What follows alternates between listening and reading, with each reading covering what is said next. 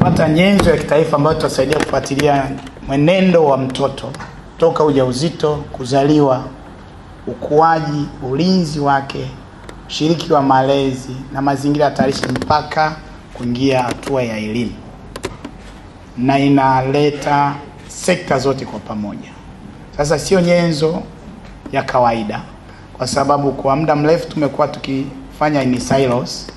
Ndugu washiriki, serikali ya Jamhuri ya Muungano wa Tanzania imeweka kipaumbele katika kuimarisha mifumo ya ufuatiliaji, ufuatiliaji na matunzo ya mtoto hapa nchini. Na mifumo niliyoeleza ikiwepo GTMAM pamoja na mambo mengine. Lakini uwepo wa mifumo hii unakuja sasa kuimarishwa na uwepo wa chombo hiki cha kipekee ambacho hakitaenda tu kuunganisha takwimu, lakini kinakuwa ni nyenzo ya kipekee ya kuunganisha sekta mbalimbali. Sekta za afya, elimu, sekta za ulinzi na usalama wa mtoto, lishe, maendeleo na ustawi wa jamii, ambazo zitawajibika katika kutoa takwimu sahihi na hatimaye kuwa na dirisha moja ambao kama taifa tunaweza kufuatilia mwenendo wa watoto wetu ama mtoto toka ile ngazi ya utungaji mimba mpaka anapoingia ngazi ya msingi.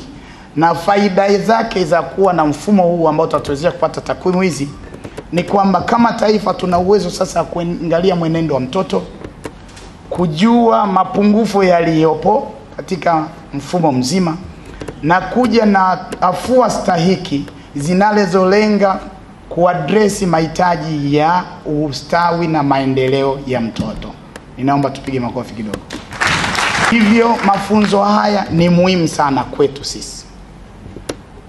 Na niseme scorecard jumuishi itakuwa na maana endapo kila mtu atatimiza wajibu wake katika ngazi mbalimbali, halmashauri, ngazi ya mkoa na taifa, kwa kuhakikisha hii siwe nyenzo tu kwamba iwepo.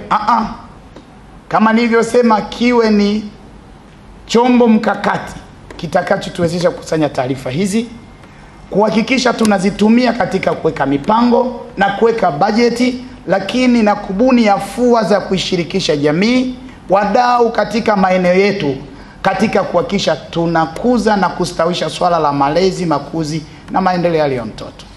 Naposema ushirikishaji wa wadau ni kuanzia wazazi na walezi, viongozi mbalimbali wa kijamii, lakini wataalamu kwenye mashauri na mikoa, wadau wa maendeleo, asasi za kiraia, sekta binafsi, kwa maana swala la malezi na makuzi na maendeleo ya mtoto sio swala tu la serikali. Linahitaji ushiriki wa wadau maendeleo katika kutoa utaalamu wa kiufundi, kutenga rasilimali na kuhakikisha tunashirikiana kuifikia Tanzania ili hatimaye ustawi wa mtoto uweze kuimarishwa, ili hatimaye malezi na huduma sahihi kwa mtoto kulingana na umri na mahitaji yaweze kutolewa. Na haya ndugu zangu sio maneno yangu, ni msimamo wa serikali. Mheshimiwa mgeni rasmi, pongezi za kipekee ziende kwa serikali ya Jamhuri ya Muungano wa Tanzania kwa kutambua umuhimu wa taarifa katika kuboresha huduma za malezi, makuzi na maendeleo ya awali ya mtoto. Kipekee pongezi hizi ziende kwa wizara mbalimbali za kisekta, kwani wao wamechagiza katika kuainisha viashiria ambavyo vimeingizwa katika scorecard hii. Na nikuhakikishie ndugu mgeni rasmi, scorecard hii imetengenezwa na Watanzania kwa kuzingatia mahitaji ya Watanzania.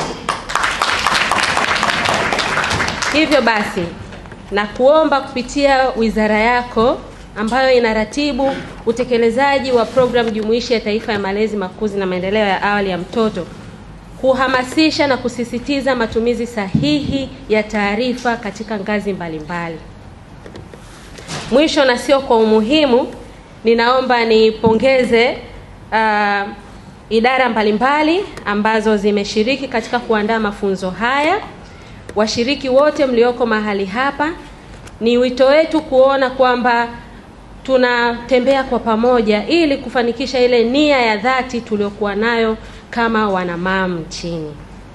Tukazitumie taarifa hizi kwa maslahi ya watoto, ili basi sote kwa pamoja siku moja tujivunie ni miongoni mwa waasisi wa scorecard ya mamu nchini Tanzania, ambayo haijawahi kutokea toka kuumbwa kwa Tanzania.